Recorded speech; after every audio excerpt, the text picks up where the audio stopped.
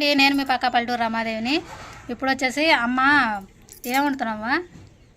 ఏముంటున్నా, chicken తెప్పించా. Chicken ఆగలేసా, masala అల్లం చిన్నపాయ అన్నీ వేసా, దాంట్లో మామిడికాయ వేసి మిర్చి పెట్టా.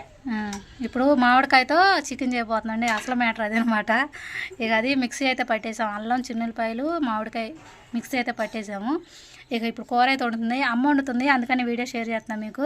అమ్మ ఎలా వండిద్ది అనేది మీతో షేర్ చేస్తున్నాను. మామిడికాయతో చికెన్ అనమాట. నూనె వేడైంది. మామిడికాయ అల్లం చిన్నపాయలు మిక్సీ పట్టుకున్నాం కదా, అది నూనెలో వేసింది. దీంట్లో కొంచెం పసుపు వేసి దీన్ని చక్కగా మగ్గేలాగా ఫ్రై చేసిద్ది అనమాట. ఫ్రై చేసినాక మళ్ళీ మిగిలి పెడతాం. చికెన్ అయితే నీరంతా పోయినాక పొయ్యి మీద పెట్టి వండాం. అదిగోండి, కొంచెం పసుపు వేసి ఫ్రై చేసింది. ఇప్పుడు దీంట్లో కారం వేసాము. ఇప్పుడు కారం వేసాం కదా, తర్వాత చికెన్ వేసుకోవాలి.